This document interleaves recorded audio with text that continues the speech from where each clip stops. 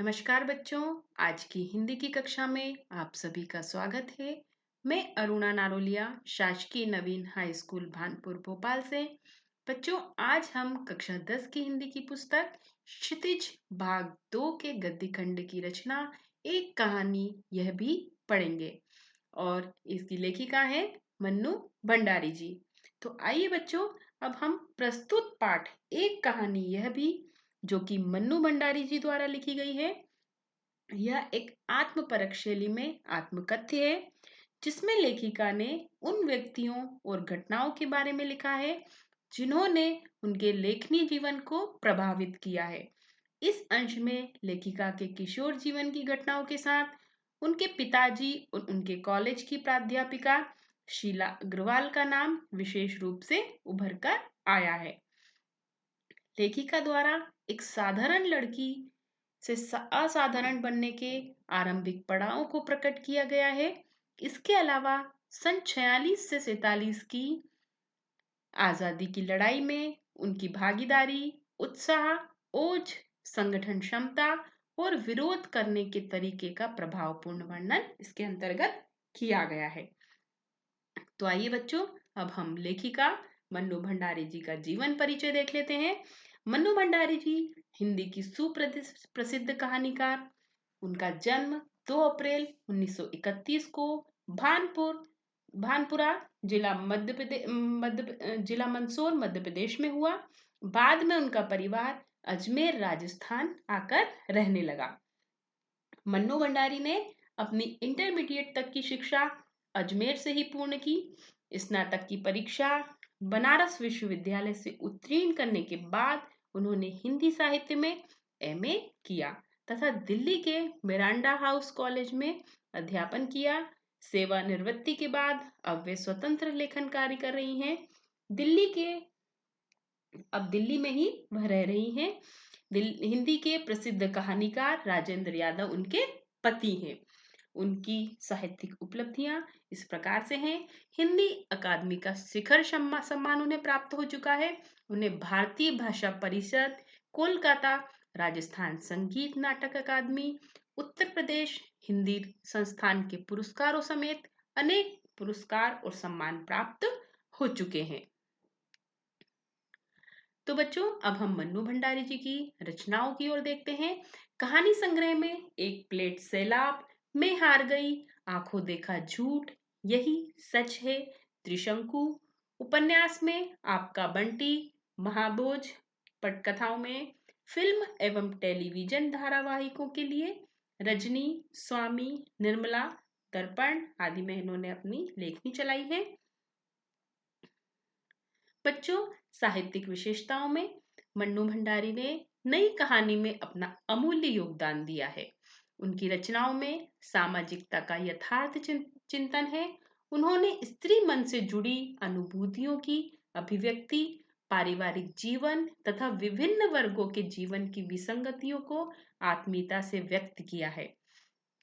मन्नू जी की साहित्यिक प्रेरणा गतिशीलता, चिंतन और संस्कार का साहित्य है। उनकी रचनाओं में समाज की सड़ी गली परंपराओं के प्रति विद्रोह के स्वर भी सुनाई पड़ते हैं।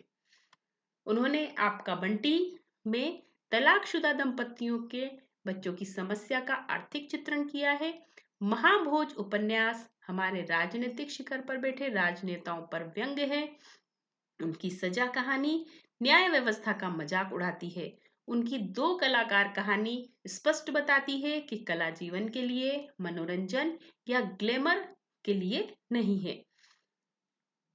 उन्होंने मानव मन की पीड़ा और स्त्री मन के सुलगते विद्रोह को पूरी संवेदना एवं सजीवता के साथ प्रस्तुत किया है। भाषा शैली में मन्नू भंडारी जी की भाषा में सहजता, स्वाभाविकता एवं सरलता है। यह जनता के करीब की भाषा है। संवाद तथा वाक्य छोटे छोटे किंतु चुस्त और प्रसंगानुकूल है। इनकी रचनाओं में बोलचाल की हिंदी की भाषा के साथ साथ उर्दू, अंग्रेजी, तत्सम और देशज शब्दों का खूब प्रयोग हुआ है। वे नगरों महानगरों में प्रचलित शब्दों का खुलकर प्रयोग करती हैं उन्हें मध्यम वर्ग एवं नगरीय बोध की कहानी लेखिका भी हम कह सकते हैं।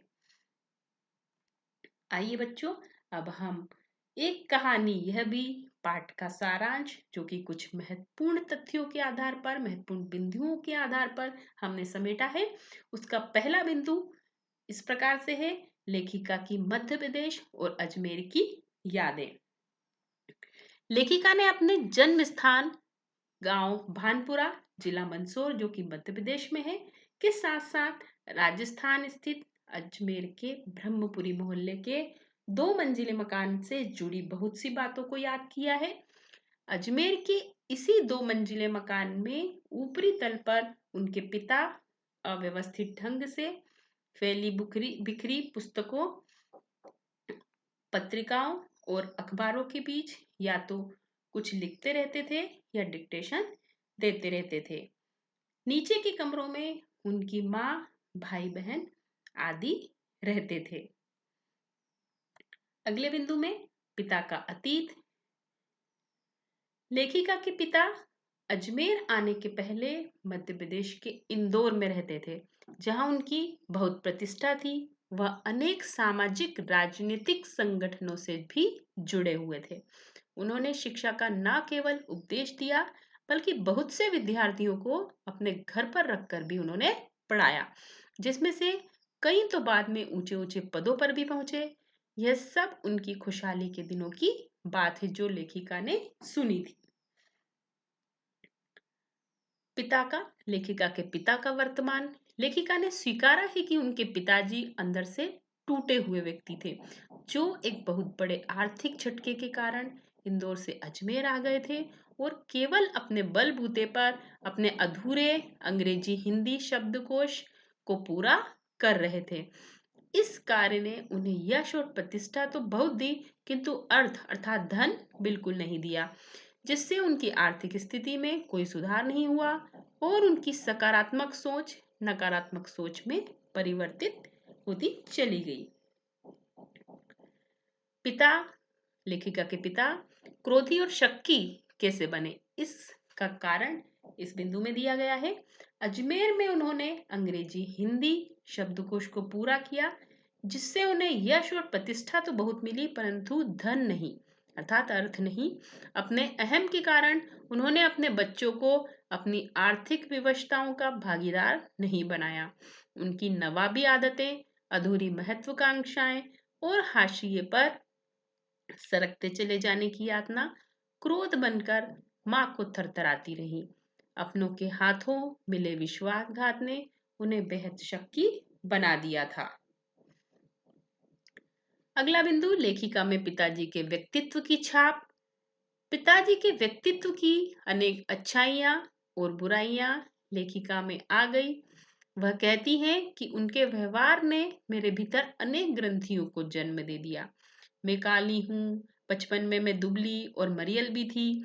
पिताजी मेरी बड़ी और गोरी बहन, जो कि गोरी थी, रंग उसका जिसका गोरा था, सुशीला की खूब प्रशंसा करते, जिससे मेरे भीतर गहरे हीन भाव की ग्रंथि पैदा हो गई थी। आज अपने खंडित विचारों विश्वासों की व्यथा के नीचे मुझे पिताजी के सक्की स्वभाव की झलक ही दिखाई देती है। पिताजी मुझ में कहीं कुंठाओं के रूप में, कहीं प्रतिक्रिया के रूप में, तो कहीं प्रतीक्षाओं के रूप में है, प्रतिछाया के रूप में है। माँ की सहनशीलता और त्याग, यहाँ पे माँ लेखिका की माँ की सहनशीलता और त्याग के बारे में बताया गया है। हमारी अर्थात लेखिका की अनपढ़ माँ पिताजी के ठीक विपरीत थी। उनमें धरती से भी ज्यादा धैर्य और सहन शक्ति थी। वे पिताजी की हर ज्यादती को अपना प्राप्य और बच्चों की हर उचित अनुचित फरमाइश को अपना कर्तव्य समझती थी। उन्होंने जिंदगी भर अपने लिए कुछ नहीं मांगा, केवल दिया ही, परंतु उनका विवशता भरा त्याग मेरा आदर्श ना बन सका। बचपन का उल्लास। अगले बिंदु में हम यह देखेंगे, मैं अर्थात लेखिका मन्नू भंडारी 5 भाई बहनों में सबसे छोटी थी।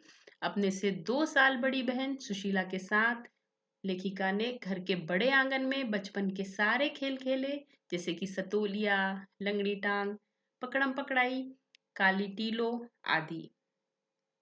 गुड़िया ब्याह भी रचाए, भाइयों के साथ गिल्ली डंडा भी खेला और पतंग भी उड़ाई। परंतु हमारी सीमा घर तक ही थी, बाहर नहीं। उस समय लेकिन उस समय मोहल्ले के किसी भी घर में जाने पर कोई पाबंदी नहीं थी, जबकि आज महानगरों के महानगरों में रहने वाले लोग पड़ोसी कल्चर से अलग होकर कितने संकुचित और असहाय हो गए हैं। कहानियों के पात्र, लेखिका के दर्जन भर आरंभिक कहानियों के पात्र इसी मोहल्ले के हैं। इतने वर्षों के अंतराल में भी उनकी भाव भंगिमा, भाषा किसी को भी धुंधला उन्होंने नहीं किया था। उसी समय के दा साहब महाभोज में इतने वर्षों बाद जीवित हो उठे।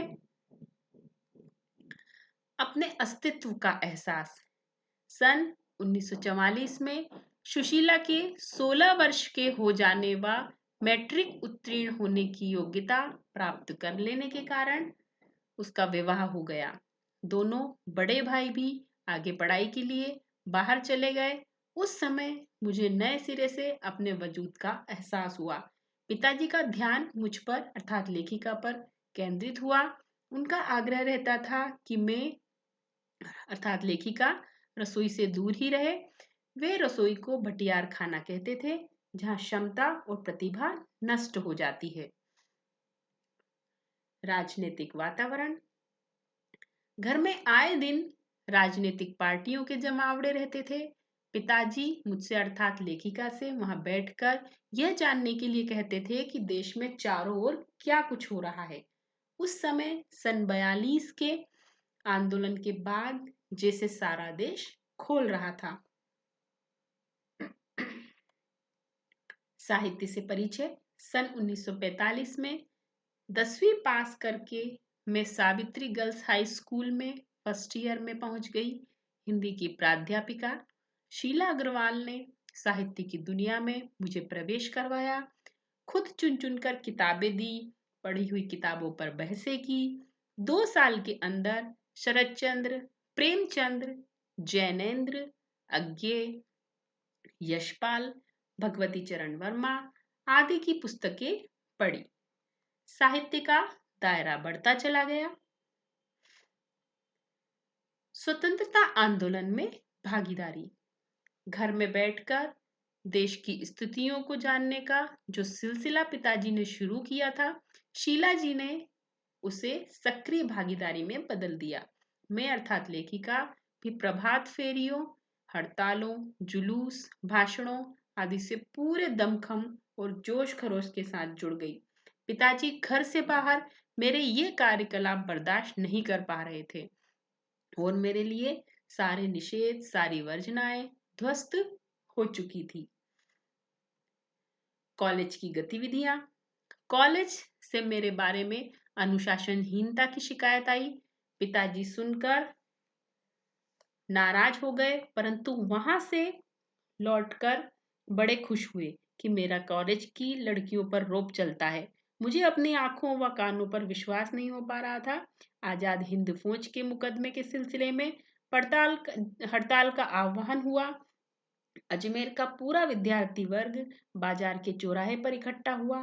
पिताजी के एक दकियानूसी मित्र ने मेरे भाषण के खिलाफ उन्हें भड़का दिया। जब रात होने पर मैं घर लौटी तो उस समय शहर के सबसे प्रतिष्ठित डॉक्टर अंबालाल जी वहां बैठे हुए थे। उन्होंने मेरे भाषण की बहुत प्रशंसा की तो पिताजी के चेहरे पर गर्व छा गया। शीला अग्रवाल को नोटिस और क्लासेस बंद। सन 47 के मई महीने में लड़कियों को भड़काने और अनुशासन बिगाड़ने के आरोप में शीला अग्रवाल जी को कॉलेज वालों ने नोटिस थमा दिया। जुलाई में 3rd ईयर की क्लासेस बंद करके हम 2-3 छात्राओं का प्रवेश निषिद्ध कर दिया गया। बाहर रहकर इतना हुड़दंग मचाया कि अगस्त में थर्ड ईयर खोलना ही पड़ा, परंतु वह जीत की खुशी शताब्दी की सबसे बड़ी उपलब्धि 15 अगस्त 1947 की खुशी के सामने हल्की पड़ गई थी। तो यह हमारा पाठ का सारांश था जो कि हमने बिंदुवार पढ़ा। आइए बच्चों, अब हम इसके अर्थ ग्रहण संबंधी प्रश्नों पर अभ्यास कर लेते हैं। एक अनुच्छेद के अर्थ ग्रहण संबंधी प्रश्नों का अभ्यास मैं आपको करा देती हूँ। अनुच्छेद इस प्रकार है। पिता के ठीक विपरीत थी हमारी बेपढ़ी लिखी माँ। धरती से कुछ ही धैर्य और सहन शक्ति थी। शायद उनमें पिताजी की हर ज्यादती को अपना प्राप्य और बच्चों की हर उचित अनुचित फरमाइश को, जिद को अपना फर्ज समझकर बड़े सहज भाव से स्वीकार करती थी। वे उन्होंने जिंदगी भर अपने लिए कुछ नहीं चाहा, कुछ चाहा ही नहीं, केवल दिया ही दिया। हम भाई बहनों का सारा लगाव शायद सहानुभूति से उपजा माँ के साथ साथ, लेकिन निहायत ही असहाय मजबूरी में लिपटा उनका यह त्याग कभी मेरा आदर्श नहीं बन सका। ना उनका त्याग, ना उनकी सहिष्णुता। तो यह अनुच्छेद है। इस अनुच्छेद से कुछ प्रश्न लिए गए हैं जिनके उत्तर हमें इसी अनुच्छेद को पढ़कर समझ कर देने हैं। प्रश्न इस प्रकार से है, लेखिका की माँ का स्वभाव कैसा था? तो इसका उत्तर इस प्रकार से होगा बच्चों। लेखिका की अनपढ़ माँ में धरती से भी अधिक धैर्य और सहन शक्ति थी। वह जीवन भर अपने पति और बच्चों की सेवा में समर्पित रही। उन्होंने अपने लिए कभी कुछ नहीं मांगा, कुछ नहीं चाहा, केवल अपने परिवार को सदा अपना स्नेह और सेवा प्रदान की। इस प्रकार वह प्रेम, समर्पण व त्याग की प्रतिमूर्ति थी। दूसरा प्रश्न, माँ को सहज भाव से क्या स्वीकार था? इसका उत्तर इस प्रकार से लिखा जाएगा। लेखिका की माँ पढ़ी लिखी ना थी। वह अपने पति की हर जाति और अपने बच्चों की उचित अनुचित प्रत्येक मांग एवं जिद को अपना कर्तव्य समझकर सहज रूप से स्वीकार करती थी। अगला प्रश्न है, लेखिका के भाई बहनों का लगाव किसके साथ अधिक था? तो इसका उत्तर होगा बच्चों, लेखिका और उसके भाई बहनों का लगाव अपनी माँ के साथ अधिक था। लेखिका ने उस लगाव को सहानुभूति से उपजा हुआ बताया है। तो ये अर्थग्रहण संबंधी प्रश्न थे। अब कुछ वस्तुनिष्ठ प्रश्न हम देखेंगे। वस्तुनिष्ठ प्रश्नों में सही विकल्प वाले प्रश्न। पहला प्रश्न है, लेखिका के किस व्यवहार से तंग आकर प्रिंसिपल ने लेखिका को के पिता को बुलाया? तो इसके 4 विकल्प दिए हैं। आंदोलनकारी, अशिष्ट, बिगड़ेल और झगड़ालू। तो इसका सही उत्तर होगा आंदोलनकारी। दूसरा प्रश्न है, लेखिका के पिता ने उसका रूप देखकर क्या अनुभव किया? तो लेखिका के पिता ने उसका रूप देखकर गर्व अनुभव किया। अगला प्रश्न है, मन्नू भंडारी का बचपन कहाँ बीता था? मन्नू भंडारी का बचपन अजमेर राजस्थान में बीता था। लेखिका के घर का वातावरण कैसा था? तो 4 विकल्प इसके हैं। धार्मिक वातावरण, राजनीतिक वातावरण, शैक्षिक वातावरण, अतिथि सत्कार प्रिय वातावरण। तो इसका सही उत्तर होगा अतिथि सत्कार प्रिय वातावरण। जैनेन्द्र का कौन सा उपन्यास लेखिका को पसंद आया था? त्यागपत्र, सुनीता, भाभी और परख। तो इसका सही उत्तर है सुनीता उपन्यास लेखिका को पसंद आया था। रिक्त स्थान से संबंधित प्रश्न। पहला प्रश्न है, महानगरीय जीवन रिक्त स्थान है, तो इसमें उत्तर आएगा आत्मीयता विहीन। लेखिका की माँ का स्वभाव रिक्त स्थान था त्यागशील। लेखिका की बड़ी बहन का रिक्त स्थान नाम था सुशीला। लेखिका के पिता को लड़कियों का रिक्त स्थान रंग पसंद था गोरा। लेखिका की माता रिक्त स्थान थी अनपढ़। सत्य सत्य कथन संबंधी प्रश्न। डॉक्टर साहब लेखिका के पारिवारिक चिकित्सक थे, यह असत्य कथन है। मन्नू भंडारी की हिंदी प्राध्यापिका का नाम शीला अग्रवाल था, यह सत्य कथन है। लेखिका के पिता का स्वभाव जिद्दी था, यह असत्य कथन है क्योंकि उनके पिता शक्की स्वभाव के थे। लेखिका मूलतः एक कहानीकार थी, यह बिल्कुल सत्य कथन है। लेखिका के जमाने में घर का आशय पूरा मोहल्ला होता था, यह बिल्कुल सत्य कथन है। एक शब्द या एक वाक्य में उत्तर वाले प्रश्न। पहला प्रश्न, माँ की उपमा किससे की गई है? तो इसका उत्तर है माँ की उपमा धरती से की गई है। मन्नू भंडारी के पिता की गिरती आर्थिक स्थिति का क्या प्रभाव पड़ा? मन्नू भंडारी के पिता की गिरती आर्थिक स्थिति ने उन्हें बहुत क्रोधी, चिड़चिड़ा और शक्की बना दिया था। नोटिस थमाना का आशय क्या है? इसका उत्तर होगा बच्चों, नोटिस थमाना का आशय है नौकरी से निकालने के लिए सूचना पत्र देना। लेखिका के पिता लेखिका को घर में होने वाली बहसों में बैठने को क्यों कहते थे? इसका उत्तर होगा, वे लेखिका को देश की स्थिति से परिचित कराना चाहते थे, इसलिए लेखिका को घर में होने वाली बहसों में बैठने के लिए कहते थे। त्रिशंकु मन्नू भंडारी की रचना किस विधा में आती है? तो इसका उत्तर है, त्रिशंकु मन्नू भंडारी की रचना कहानी विधा में आती है। अब कुछ विषय वस्तु पर आधारित प्रश्नोत्तर जो कि बहुत महत्वपूर्ण है। में पहला प्रश्न इस प्रकार है, जो आपको अपने पटल पर दिखाई दे रहा है। प्रश्न है, मन्नू भंडारी के पिता की कौन कौन सी विशेषताएं अनुकरणीय हैं? तो इसका उत्तर इस प्रकार से होगा बच्चों, मन्नू भंडारी के पिता की स्वतंत्र सोच, स्त्री पुरुष समानता की भावना और देश के प्रति लगाव की भावना अनुकरणीय है। दूसरा प्रश्न है, मन्नू भंडारी के पिता ने आर्थिक विशेषताएं कभी बच्चे को क्यों नहीं बताई? मन्नू भंडारी के पिता स्वाभिमानी थे, वे अपने आश्रित बच्चों के सामने अपनी आर्थिक विवशताओं का रोना आत्मसम्मान के विरुद्ध मानते थे। दूसरे, आर्थिक धोखे खाकर वे बहुत शक्की और तनावग्रस्त हो चुके थे। तीसरा प्रश्न है, एक कहानी है भी पाठ के आधार पर लेखिका के पिताजी के दो सकारात्मक और नकारात्मक गुणों का उल्लेख कीजिए। तो सकारात्मक गुण स्त्री पुरुष समानता और देश के प्रति लगाव एवं खुले विचार। उनके नकारात्मक गुण अहंकारी, शक्की, अपने ही बच्चों से भेदभाव। चौथा प्रश्न, मन्नू भंडारी ने किन रचनाओं को पढ़कर अपनी साहित्य की दुनिया को वृहद आयाम दिया था? तो इसका उत्तर होगा बच्चों, मन्नू भंडारी के जैनेन्द्र के उपन्यास सुनीता और अज्ञे के उपन्यासों शेखर एक जीवनी और नदी के द्वीप आदि पढ़कर अपने साहित्य की दुनिया को वृहद आयाम दिया। अगला प्रश्न, लेखिका मन्नू भंडारी का अपने पिता से वैचारिक टकराव का सिलसिला कब से और क्यों चला? तो इसका उत्तर होगा बच्चों, लेखिका मन्नू भंडारी का अपने पिता से टकराव तब शुरू हुआ जब वे अपनी शिक्षिका शीला अग्रवाल की प्रेरणा से स्वाधीनता आंदोलन में बढ़ चढ़कर भाग लेने लगी।